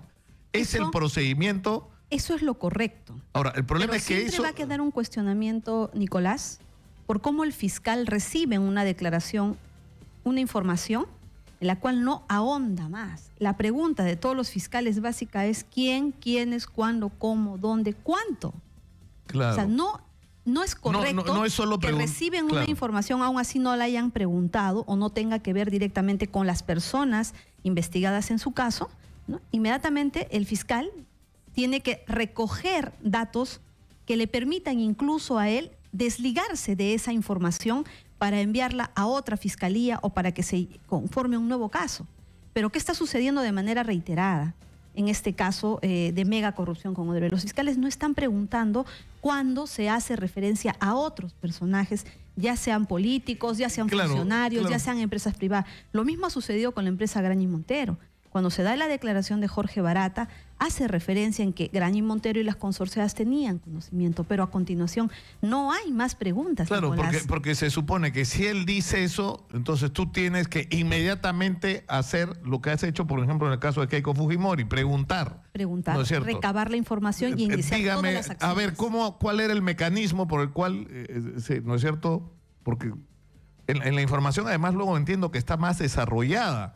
Pero lo que no tiene lógica, no solo para mí, sino para mucha gente, es por qué eso no ha implicado ya la apertura de investigación con respecto a Graña y Montero, JJ Camet. Eso es lo grave, eso es lo grave, sin necesidad de hacer una comparación, por lógica. ¿Por qué no ha habido a continuación otra declaración que ahonde más en la información respecto a las empresas consorciadas? ¿Qué está sucediendo en estas empresas con la información, con la documentación, mientras estos meses pasan? Pues esta inacción por parte del Ministerio Público va a traer serias consecuencias, no solamente para generar impunidad, sino para que el Estado no pueda ser resarcido en el daño, en el real daño que ha sido víctima. Porque si tú tienes la presunción, a partir de la información que te están dando los colaboradores eficaces, de que ha habido, porque de alguna manera el movimiento de ese dinero, que es muchísimo dinero, tiene que haberse justificado contablemente de alguna manera. Así es. ¿No es cierto? Entonces, ¿qué tienes que hacer? Intervenir rápidamente. Entonces, le has dado meses. ¿Y qué está pasando para que resuelvan internamente? ¿Qué está sucediendo adentro? ¿Qué está pasando con los trabajadores? ¿Qué está sucediendo con la documentación, con los estados financieros? Porque es imposible que en un concurso, en un proceso donde participan empresas consorciadas y no solamente ganan, sino participan de toda la ejecución y muchas veces se mantienen operando todavía ciertos consorcios, es imposible que no conozcan o no hayan sido parte. Pues no podríamos decir, por ejemplo, que Odebrecht se encargó de la etapa de ganar la licitación y que ya, por ejemplo, Graña y Montero solo se dedicó a la ejecución, porque esos no son los parámetros desde el momento en el que se consorcian, ni tampoco de la suscripción del contrato. Entonces, esa información, ¿quién debía haberla obtenido? Los fiscales. Sin embargo, vemos que no ha ahondado. Los primeros días nos pudieron haber mantenido calmados indicando de que hay alguna estrategia maravillosa que están realizando para dar un golpe y así como ocurrió con el presidente Alejandro Toledo para pedir una prisión preventiva, pero no vemos siquiera que haya sido incluido en una investigación preliminar Y por el otro lado, tampoco vemos ese gran golpe. ¿Qué se está esperando? Graña y Montero ya está participando en el proceso de reconstrucción. ¿Cómo está ganando? ¿En qué etapa ya estamos? Ya tiene una participación actualmente. Entonces, esta inacción del Ministerio Público, en forma posterior, Nicolás, ¿qué va a suceder? ¿Vamos a poder imputarle algún tipo de responsabilidad al fiscal Hamilton Castro? Porque en tanto no se cierre este procedimiento de colaboración eficaz, nunca se va a conocer hasta qué información se ha obtenido. Pero lo más grave, vamos a analizar la conducta del fiscal Hamilton Castro. No tocar el patrimonio de la empresa. ¿Qué significa?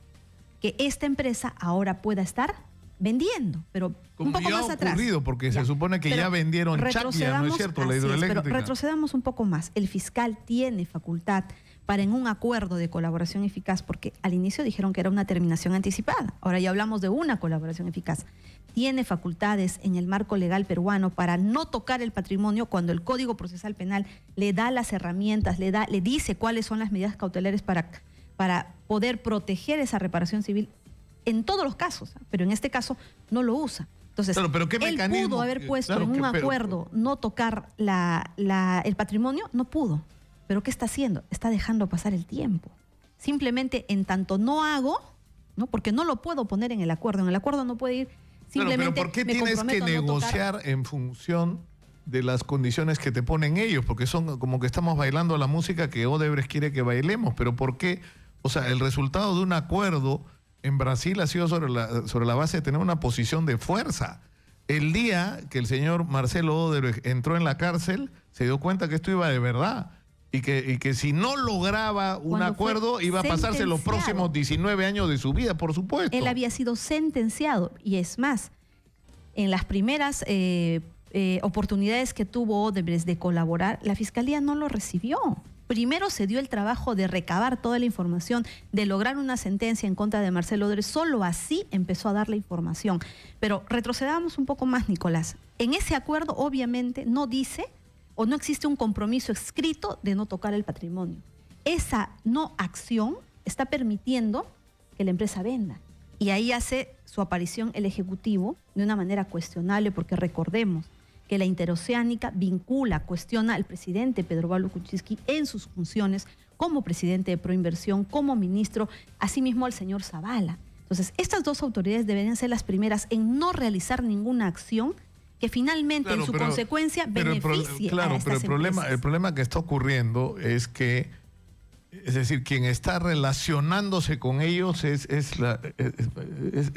o sea, por ejemplo, en el caso de Zavala es bien complicado y es un asunto al que algunos por interés, porque digamos, hay que hablar claro, o sea, el tema del señor José Graña es importante porque es individualmente, por lo que entiendo, el accionista más importante del Grupo El Comercio, que es el sistema de medios de comunicación más importante del Perú.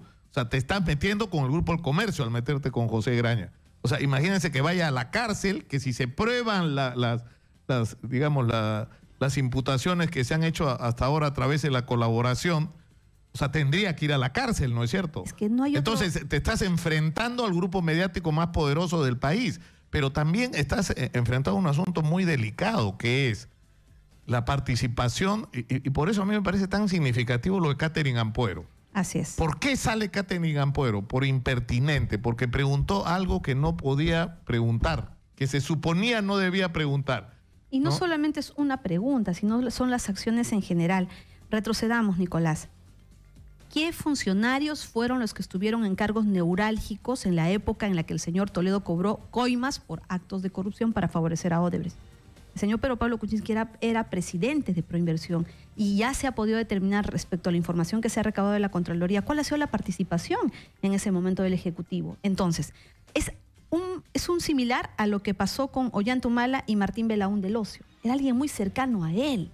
Era un operador que había trabajado en su etapa de campaña. Lo mismo sucede aquí sobre la relación del señor Alejandro Toledo, del señor Pedro Pablo Kuczynski y del señor Zavala respecto a las acciones que realizaron a aquello que ya es parte de una investigación y que ha meritado una orden de prisión preventiva al nombre del señor Alejandro Toledo. Entonces, estas personas, lejos de mantenerse, ¿no?, con un paso atrás y no contaminar en nada, porque lamentablemente han tenido una participación que todavía no ha sido esclarecida, ni para establecer una culpabilidad, ni tampoco para esclarecer una inocencia. Entonces, ¿qué tenemos? El fiscal no plantea, no incluye a quienes debería incluir, no plantea las medidas cautelares al Poder Judicial. ¿Qué dirá? En el código dice el fiscal o el actor civil, ¿verdad? O sea, el agraviado. Perfecto. El procurador o las procuradoras. En este caso, las procuradoras o la procuraduría ad hoc. Es al que le corresponde pedir. La solicitud de las medidas. Lo pidió. ¿Y qué sucedió? Inmediatamente son retiradas del cargo. Mira lo grave. Entonces, es más, sacas una ley que modifica la colaboración eficaz, donde estableces que si la Procuraduría en la etapa de colaboración eficaz no llega a un acuerdo con el investigado, que se vaya al ámbito civil, del proceso civil. O sea, imagínate, estás sacando leyes, el DU 003 y esta ley de colaboración eficaz, que en primer lugar no le permite al procurador entrar a la etapa de colaboración. Nicolás, yo lo puedo afirmar. En la Procuraduría, cuando ejercí el cargo de procuradora, participé en las colaboraciones eficaces del caso de la Centralita desde el primer día. Pero así fue también durante la investigación de Fujimori y Montesinos. Así es. La misma procuradora en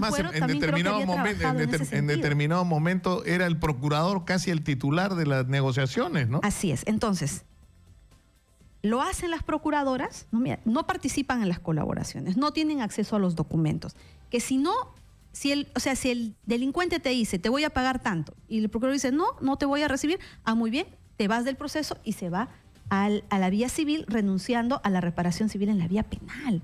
O sea, estás socavando, debilitando con leyes, con nombre propio, la acción de la única autoridad que puede participar en el proceso. Ya, el fiscal no lo hace, muy bien, lo tenía que hacer la Procuraduría. Socavas, limitas, mutilas su participación en el proceso. Lo que ha ocurrido es y luego ha sacado, los destituyes. Claro, ha sacado a las procuradoras, ¿no es cierto? Julia Príncipe y a Catherine Ampuero. Ha puesto en su reemplazo, en el caso de la procuradora adjunta, ya es escandaloso, porque es una abogada que ha sido parte del estudio Azabache, que es un estudio que ha prestado servicios para Odebrecht. Eso no puede suceder. Eso es inadmisible, ¿no? Eso es inadmisible. O sea, ya es grave, ¿no es cierto? Que hagas una selección, destituyas a trabajadores. Ahora, más allá de la controversia sobre Alarcón, sobre Edgar Alarcón, el Contralor General de la República, al final las razones han sido las mismas. Sacan a Alarcón por las interferencias que podía hacer. Es como que hay una necesidad en el Ejecutivo de tener bajo control todo lo que tiene que ver con el caso Lavallato. Propiamente está ocurriendo, porque ¿qué institución es la que había dejado constancia en el tiempo, en documentos sobre las irregularidades de la interoceánica? La Contraloría. Pero antes de la gestión del señor Alarcón, nunca sonaron, nunca se conocieron con esa fuerza. De una u otra manera, el señor Alarcón, en su gestión ante la Comisión Lavallato, llevó cajas y cajas de documentación, reveló la información, hizo saber que se habían dejado constancias desde la Contraloría que se oponía a que Odebrecht pudiera contratar o pudiera participar o pudiera ganar este proceso porque tenía procesos con el Estado. Entonces, había dejado en documentación constancia, y esa documentación, Nicolás, fue la que le sirvió al juez para poder dictar la prisión preventiva. Entonces, tenía una Contraloría que estaba proporcionando la información de que nada más y nada menos de esa etapa cuestionable del señor Pedro Pablo Kuczynski como porque el problema es que yo hablé el otro día con una persona, cercana a Alejandro Toledo, que me decía, Alejandro Toledo solo era presidente, hermanito, me decía. Digamos, que sea verdad lo que dicen, que él se entendió con Odebrecht y se entendió con Camargo Correa y cobró comisiones ilegales, ¿no? Ya, pero ¿cómo lo podía hacer si él solo era presidente? Él no hacía los decretos, él no hacía los concursos, él no hacía nada, él no participaba, o sea, era imposible hacer lo que hizo sin el concurso de quienes sí tenían la capacidad de decisión. Los funcionarios. Y yo le digo, ¿quiénes? Bueno, esa es la gran interrogante. Y de ahí viene Proinversión. Todas las irregularidades se dieron en manos de Proinversión. Todas las vallas que tenían que impedir que Odebrecht contrate con el Estado o que gane ese proceso estuvieron en manos de Proinversión para que precisamente sean retiradas y Proinversión gane. Perdón, Odebrecht gane. Entonces, ya está determinado paso a paso. Eso nos enfrenta, Jenny, a un asunto sumamente grave, ¿no? Que si tú proyectas esto, para empezar va a terminar como investigado Fernando Zavala y el propio Es que es Pedro Pablo necesario, Kuczynski. es necesario, Nicolás, por un derecho de igualdad de todas las personas que participaron en este hecho cuestionable, tienen que ser investigadas y en esa investigación tienen que esclarecer su participación. Y si no hicieron nada, se demostrará pues que no conocieron nada. Entonces vamos a tener que ver qué fantasmas fueron los que concluyeron o materializaron los actos de corrupción, por lo cual Alejandro Toledo habría Ahora, ¿cómo se puede cambiar este estado de cosas? Porque, por ejemplo, para ir terminando por hoy, o sea, una cosa clave, un hecho clave es qué es lo que se le pregunta. Porque si tú no le preguntas a Barata, a Odebrecht o a los colaboradores que están empezando a florecer, ¿no? No vas a tener las respuestas, ¿no es cierto? O sea, a lo que voy es que si, por ejemplo, te dicen, sí, los consorciados participaron, tenían conocimiento y participaron, y tú no preguntas más, no preguntas más cuándo, quiénes eran, cuáles eran los mecanismos, qué porcentaje pusieron, cómo fueron, ¿no es cierto?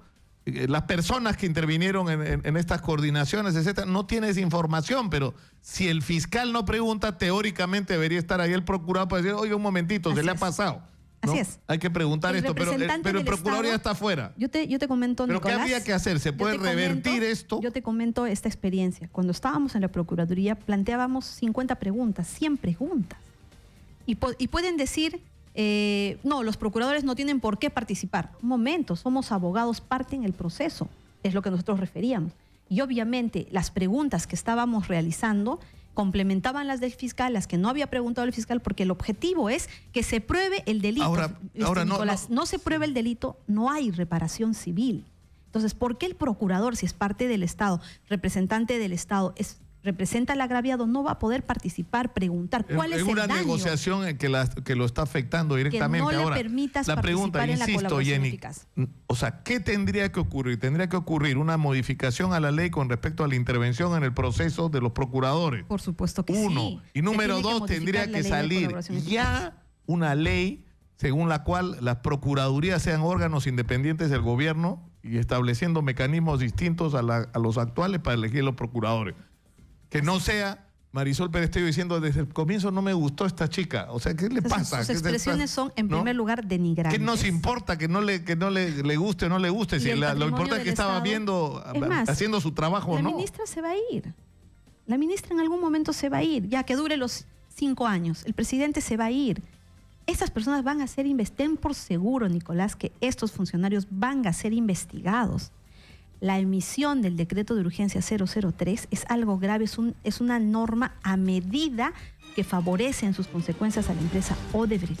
Como te digo, ya interpuso una demanda en Estados Unidos. Si gana esa demanda, se va a llevar todo el dinero que queda para la reparación civil en el fideicomiso. Es decir, a continuación de lo que tú estás refiriendo, los fiscales no preguntan. Los fiscales no incluyen en las investigaciones. Deberían preguntar, deberían incluir en sus investigaciones a esas otras personas u otras empresas que son señaladas por quienes, por los que han cometido los delitos, que no es nada más y nada menos que Marcelo Odebrecht y Jorge Barata. Y a continuación, ¿qué debería suceder? El Ejecutivo debería mantenerse, ¿no?, detrás, lejos, separado y no intervenir. Y este decreto de urgencia nunca debió haber sido dado. Y es más, no debería ser ampliado una vez que venza su vigencia al año. ¿Por qué? Porque ¿qué es lo que tiene que hacer? El fiscal y el procurador son los que tienen que hacer uso de las medidas cautelares en el proceso para cautelar el pago de la reparación civil. Y este decreto decreto de urgencia, debería ya dejar de tener efecto para que no siga teniendo la protección de vender, pero en resumen, y pagar sus responsabilidades. En resumen, deberían ocurrir 3 cosas. El Congreso de la República, que tiene la facultad para eso, debería revisar este decreto 003. En segundo lugar, debería replantearse el papel de las procuradurías en los procesos de colaboración eficaz. Y en tercer lugar, de manera urgente, debería formularse alternativas diferentes a la actual para elegir a los procuradores. Así es. Como funcionarios al servicio del Estado y no del gobierno, y menos aún de funcionarios del gobierno que están desesperados por proteger lo que fue su papel. Hay que hacer una delimitación clara, Nicolás. Cuando hablamos del abogado de una procuraduría, no podemos decir que son abogados del Ejecutivo y tienen que seguir el lineamiento del gobierno. Un momentito. El abogado que está en una procuraduría está destinado a defender los intereses del Estado, no del gobierno. ¿Y por qué? Porque precisamente a quien va a denunciar, ¿no?, quien va a ser el investigado, muchas veces en esos casos son los titulares de las entidades. Presidente de la República, presidente regional, alcaldes son los titulares, son los ministros, son las autoridades más importantes. ¿Por qué? Porque son ellos los que ejercen el gobierno y en esas etapas se podrían cometer actos de corrupción. Dejamos el tema. Uy, ya vi que esta secuencia va a estar, pero buenaza. Buenaza. Ya. Muchas gracias a Jenny Vilcatoma por estar con nosotros. Y algo que tiene que cambiar es lo del Contralor. El Contralor en esta huelga magisterial, o sea, no tiene nada que decir sobre las PPCasas, no tiene nada que decir sobre los procesos anticorrupción. ¿A qué se ha dedicado? A perseguir a los maestros que no regresen a trabajar cuando la ministra decidió que la huelga era ilegal. Sí, o sea, el guachimán, ¿no? Increíble, increíble que en eso ya terminó el papel del Contralor General de la República. Muchas gracias, Jenny, por estar con nosotros. Vamos a la pausa. Regresamos con más. Esto es Exitosa 95.5 de la FM. Volvemos. Continuamos con Nicolás Lucar en Exitosa.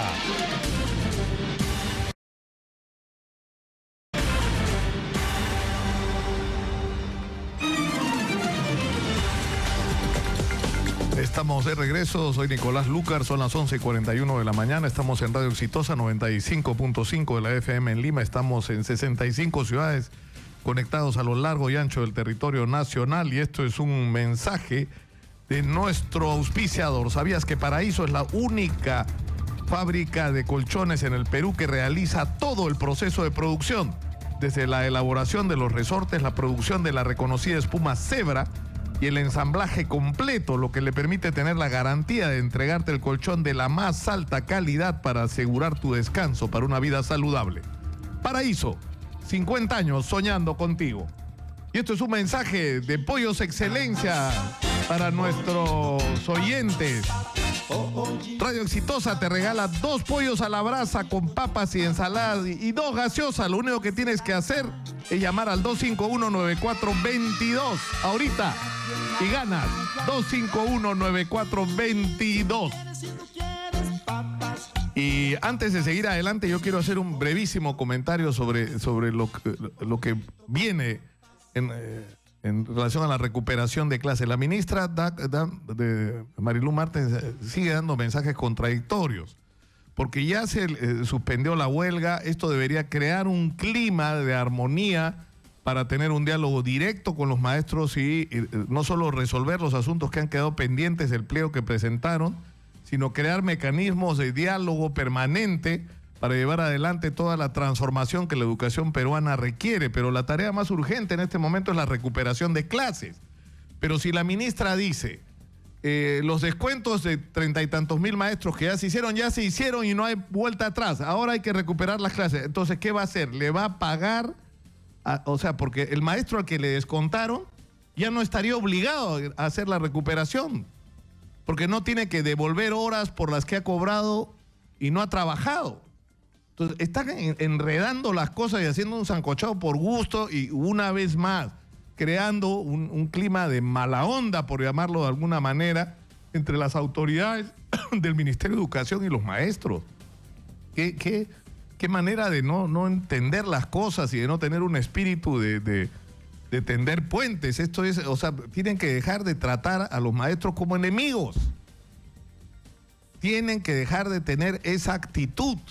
Es decir, si los maestros han tenido el gesto de levantar la huelga, tienen la voluntad de hacer los procesos de recuperación, lo mínimo que tiene que hacer el ministerio es dejar sin efecto las sanciones, de las que se encargó además el guachimán del gobierno, que es el Contralor General de la República. En vez de estar ocupándose de la corrupción, anda persiguiendo a los maestros. Pero en fin, yo hago una invocación a la ministra de Educación a que tenga otra actitud con respecto a este tema. Ahora está con nuestros estudios el doctor Jesús Bonilla. Él ha sido presidente de la Federación Médica, que ha emitido una alerta con respecto al estado de la infraestructura de muchos hospitales ante la eventualidad de un terremoto. Doctor Bonilla, buenos días, bienvenido. ¿Qué tal? ¿Cómo estás, Nicolás? Bueno, en efecto, creo que para nadie es un secreto la alta vulnerabilidad que tienen los hospitales públicos a nivel nacional, ¿no? El 2014 se ha hecho un estudio, la UNI hizo un estudio sobre el tema de la vulnerabilidad de los hospitales frente a un desastre como un terremoto, y la verdad que ningún hospital podría resistir un terremoto de una magnitud por lo menos por encima de los 7 grados. Entonces, ese estudio, por ejemplo, inclusive plantea alguna serie de recomendaciones. Las recomendaciones van en el sentido que deberían invertir a reforzar las estructuras de los hospitales, ¿eh? Porque lo que se ha hecho los últimos años es fundamentalmente remozar los hospitales, cambiarles el piso, pintarlos, ¿no? Pero en realidad la estructura de los hospitales son muy vulnerables de acuerdo a ese informe. Y creo que no se ha invertido en ese tema, ¿no? Inclusive hay pabellones que deberían destruirse. Hay hospitales a nivel nacional que han sido declarados inhabitables, por ejemplo, por INDECI, ¿no?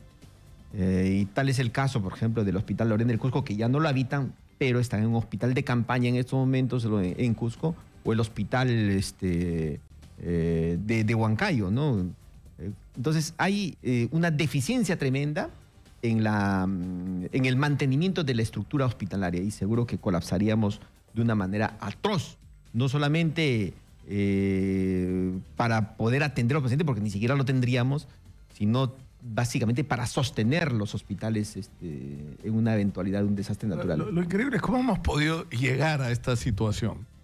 O sea, a esta situación de deterioro, porque digamos, esto es uno de los aspectos, ¿no? Digamos, de la crisis de nuestro sistema de salud, esta especie de colapso al que hemos llegado, que es esta crisis de infraestructura, ¿no? Para empezar, o sea, ¿cuál es el déficit? ¿Hay alguien que haya hecho una proyección de cuántos hospitales nos falta, cuántos centros de salud y postas médicas nos hacen falta, o sea, en el nivel primario, atención? Claro, en realidad los estudios calculan que nosotros tenemos en camas hospitalarias a nivel nacional en 1.5 camas por cada 1.000 habitantes, ¿no? Y en la región están entre 2.8 a 3 camas por 1.000 habitantes en la región, me refiero a Latinoamérica.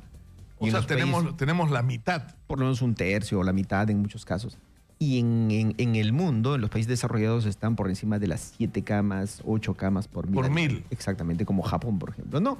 O la Comunidad Europea en su conjunto, la mayor parte. Pero eso se refiere, digamos, al sistema hospitalario, ¿no es cierto? Lógico. Entonces, o sea, el otro nivel, que es el de la atención primaria, donde no necesariamente ahora, hay... En ¿no? infraestructura, lo que ha calculado el propio Ministerio de Salud era que había un déficit de casi 30.000 millones de soles en construcción de infraestructura. Y es una suma, pues, obviamente inmensa, ¿no? Lo que se ha invertido en infraestructura en los últimos 30 años es casi nada, ¿no? Había una cartera de inversiones hace unos 3, 4 años atrás de 8.000 millones hasta el 2021, y la verdad que eso también ha quedado prácticamente casi en nada, porque los temas de inversiones, inclusive en los proyectos presupuestales, por ejemplo, como el que hemos terminado, han reducido el tema de la inversión en infraestructura y prácticamente no estamos avanzando en ese tema. No se puede cerrar las brechas solamente con buenas intenciones o con diagnósticos que se publican cada cierto tiempo. Increíble, o sea, tendríamos que invertir, digamos, en este momento 30.000 millones de soles para que nuestra infraestructura esté donde debería estar, sin tener en cuenta la proyección hacia el futuro, digamos, ¿no? Lógico, o sea, no hay ni... O sea, simplemente para atender lo que tenemos que atender en este momento. En este momento, ¿no? Y no tenemos, y aún así probablemente si nosotros iniciaríamos el proceso de cerrar esta brecha, seguramente en los próximos años también, de acuerdo al crecimiento demográfico, ¿no? Porque obviamente la población envejece más, los niños cada vez mueren menos, entonces en ese proceso obviamente se va a necesitar muchísimo más, ¿no? Entonces creo que no hay, pues, una decisión política de cerrar estas brechas, ¿no? Se han intentado algunas propuestas, por ejemplo, en la época de Midro y Javis, de generar infraestructura y de administración de hospitales a través de acciones público-privadas, ¿no? Pero en el mundo la demostración ha sido que esto resulta mucho más oneroso y a veces un poco perjudicial para la población. Entonces, creo que tiene que haber una decisión política del más alto nivel, del gobierno de turno, para poder invertir en infraestructura. O sea que es un montón de plata lo que falta en el sector salud, definitivamente, ¿no? Porque también el tema, la infraestructura de por sí no resuelve el problema, porque tiene que ir acompañado... Claro, de equipamiento, de personal... De personal, ¿no? Y de personal adecuadamente remunerado, además, ¿no es cierto? Claro, y en personal estamos también a la saga, ¿no? Estamos por menos de un médico por 1.000 habitantes, ¿no? Mientras en la región la tasa de médicos por 1.000 habitantes estamos por encima de los 2.5, 3, dice la OCDE, ¿no? Entonces, los médicos en el Perú se van del país porque no existen condiciones adecuadas de trabajo, Y formamos especialistas, formamos 2.500, 3.000 médicos al año. Y no se puede cerrar la brecha porque el espacio laboral es absolutamente limitado. No existe, por lo menos también en ese punto, decisión política de resolver esta brecha de recursos humanos. El 2010, el Ministerio de Salud arrojaba una deficiencia de 6.500 médicos especialistas del 2010, fíjate. Y el 2014 vuelve a hacer un estudio, obviamente la demanda se había incrementado y estábamos una deficiencia de 16.500 médicos especialistas, ¿no? O sea, cada vez más la brecha se incrementa y la verdad que nadie hace absolutamente nada, ni el gobierno anterior, ni este gobierno. Claro, ahora lo que yo no entiendo es, a raíz de la huelga de los maestros se recordó las grandes discusiones del acuerdo nacional, ¿no? Este esfuerzo por reunir a los partidos, a los representantes de la sociedad civil y discutir sobre los grandes problemas nacionales, establecer políticas de Estado, ¿no es cierto? Fue todo muy bonito, los discursos se reúnen a cada rato además para recordar sus aniversarios, ¿no? Pero en términos reales ha terminado siendo casi en la mayor parte de los casos simplemente papel, ¿no? Exacto, al final... O sea, porque se han hecho compromisos. Por ejemplo, en la educación pública se hizo un compromiso del 6% del PBI, pero no se hizo ningún plan ni compromisos a corto plazo. Es decir, ya vamos a lograr ese objetivo, pero esto fue el 2002, ya el 2003 vamos a hacer esto, el 2004, el 2005, el 2006. O sea, si algo hubiéramos hecho, la situación hubiera cambiado significativamente, ¿no? Dentro de un plan que vaya más allá de quien esté en el gobierno. Igual en salud, ¿no? No, sí, igual en salud se han hecho los acuerdos desde que se instaló el foro del Acuerdo Nacional.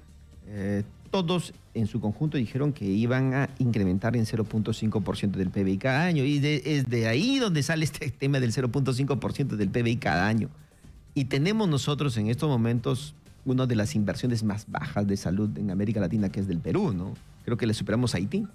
Y en cambio en educación prácticamente creo que estamos a la cola de todo esto. Entonces, esas buenas intenciones que tienen los partidos políticos no se traduce cuando ellos ejercen la capacidad de decisión y de ser gobierno, ¿no? Estamos hablando de la época del presidente Alejandro Toledo, estamos hablando de la época del presidente Alan García, estamos hablando de la época del presidente Ollanta, fíjate, ya pasaron 15 años. Estamos hablando ya del inicio de Pedro Pablo Kuczynski, que estamos entrando al segundo año, y de eso no se cumple absolutamente nada, ¿no? Este año apenas se están invirtiendo un adicional de 0.3% del PBI, que es una cifra mejor que la del año anterior, pero que es absolutamente insignificante, ¿no? No va a mejorar sustancialmente el tema de la salud. Ahora viene el presupuesto de la República, ¿no es cierto? Va a iniciarse la discusión sobre el presupuesto de la República para el año 2018 y de alguna manera esto va a poner otra vez el tema o sea, nos va a poner en la realidad, ¿no es cierto? Así es. Bueno, ya salió la proyección, y por lo menos la primera propuesta que ha hecho el Ejecutivo, ¿no? Y como te comento, existe un incremento del 0.3% del PBI. De pronto, el 2014 para el 2015 se incrementó en 0.4%. Fue un hipo en la inversión en salud. Este es otro pequeño hipo, pero la verdad que es absolutamente insuficiente. El Perú necesitaría por lo menos que el Estado directamente aporte el 6% del PBI, ¿no? Con este incremento llegaremos al 2.5%, ¿no? Estamos por debajo de la mitad inclusive de lo que debería invertirse en salud. Y es por eso que se explica pues el tema de las brechas, ¿no? La brecha del acceso mismo al servicio de salud. Hay un tercio de la población que no tiene acceso a los servicios de salud, ¿no? Del acceso a los medicamentos, de los medicamentos que debería recibir el paciente en la farmacia del hospital, de 4 recibe 1 o a veces ninguno. Del acceso de la brecha de recursos humanos, que ya lo hemos explicado cuánto es. La verdad que es un montón de gente que se necesita de médicos en el país, y la brecha de infraestructura, ¿no? Entonces, creo que sí, pues, es un tema no solamente de presupuesto, también probablemente de gestión, y en gestión, obviamente, estamos casi como un cero a la izquierda, ¿no? Con el manejo de lo poco que tenemos. De lo poco que tenemos mal administrado. Lógico, por ejemplo, mira, para ese tema de los desastres, se han comprado 3 hospitales de campaña. El Ministerio de Salud ha comprado 3 hospitales de campaña en el 2014. Y han cancelado, creo que cada uno les ha costado como 30 millones de soles. Y no les han entregado completo el hospital de campaña. Hay un problema ahí legal de gestión interno en el Ministerio de Salud que no permite que se entregue adecuadamente estos hospitales de campaña. Se ha llevado un hospital de campaña a Piura a propósito de las emergencias del fenómeno del Niño y ni siquiera ha estado completo ese hospital de campaña. Entonces, Lima Metropolitana, solamente Lima, necesitaría por lo menos unos 13 hospitales de campaña. Y tenemos en estos momentos 3 incompletos que no se pueden usar. Pero ¿cómo así? Porque se los vendieron y no cumplieron con los compromisos de lo que debía traer. Probablemente la empresa habrá puesto algún reparo y hay un problema, me parece, legal en la culminación del contrato. Entonces estamos hablando ya ahora, 2017, y desde el 2014 no se resuelve el problema, ¿no?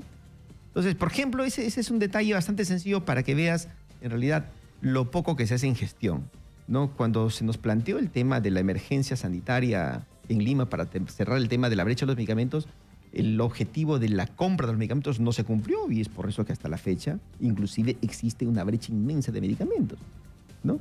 Se ha ofrecido y se ha planteado la compra corporativa, se ha estado comprando, pero eso se acaba en un corto tiempo y obviamente no hay dinero para poder reponer los medicamentos que tenemos que utilizar. Entonces, ahora, es increíble que haya pasado esto que pasó con los medicamentos, ¿no? Que se haya producido este desabastecimiento así. O sea, claro, es increíble que estés en una situación de esa naturaleza. Y ese es un tema de gestión, porque dinero ha existido, ¿no? Y han podido prever, ¿no?, de que en el futuro podía faltar medicamentos. O sea, es una cuestión natural. O sea, creo que alguien que gestione el sector debería ver en proyección qué es lo que tiene ahora y qué es lo que va a necesitar luego. Entonces, no se prevé absolutamente nada de eso, ¿no? Y ese es un tema de gestión, no es un tema, digamos, de que efectivamente te falta un montón de dinero, no, es un tema de gestión, ¿no? Ahora, lo increíble es cómo en medio de todo esto ha habido también corrupción, ¿no? Porque es una constante, o sea, por todo el país las denuncias de corrupción en relación a hospitales y a obras incluso incompletas, ¿no? O sea, como el caso de Ancash, por ejemplo, ¿no? Mira, a ver, si podemos hacer una relación de lo desastroso del manejo en el sector salud, en el tema, por ejemplo, de infraestructura, comenzaríamos, por ejemplo, por señalar lo de Tumbes, ¿no? Lo del Tumbes prácticamente es una desgracia total para una población que necesita efectivamente un hospital. Tienen que demoler ese hospital porque ese hospital no sirve hasta que se hunde. Estructuralmente está mal ese hospital. Tenemos el Hospital Lorena de Cusco, que están haciendo el esfuerzo. Deberían haberse entregado ese hospital en 2014 y hasta ahora no lo concluyen, ¿no? Tiene fallas también en la estructura. Tenemos el Hospital de Ayacucho, que el 2013 debía haberse entregado el antiguo hospital con una nueva infraestructura de una torre de consultas externas. Al final se ha tenido que abandonar porque había fallas también en la estructura de la construcción. Ahora han construido un nuevo hospital en Ayacucho. Obviamente ahí hay problemas inclusive con el abastecimiento del fluido eléctrico y obviamente también va a haber problemas con el tema de recursos humanos. Es un hermoso hospital, muy buen hospital. Seguramente si se pusiera en funcionamiento resolvería gran parte de los problemas de la población ayacuchana, pero va a existir esos problemas, sí existe y todavía no lo pueden usar, ¿no? Y tenemos hospitales en diferentes sitios que no han tenido la suficiente previsión para poder prevenir esos problemas estructurales que ahora existen, ¿no? Entonces, estamos mal, la verdad que estamos fatal. Yo creo que una alternativa sería, por ejemplo, que el gobierno peruano promueva una autoridad nacional para cerrar la brecha de los hospitales públicos. Y esa autoridad nacional que se encargue de hacer el estudio y la construcción de los hospitales, porque la verdad, si le encargas a las regiones... Claro, pero tienes además, tiene que ser un plan integral, ¿no es cierto? Que incluya todo un sistema de prevención, o sea, lo que ustedes llaman el nivel primario de atención, ¿no es cierto?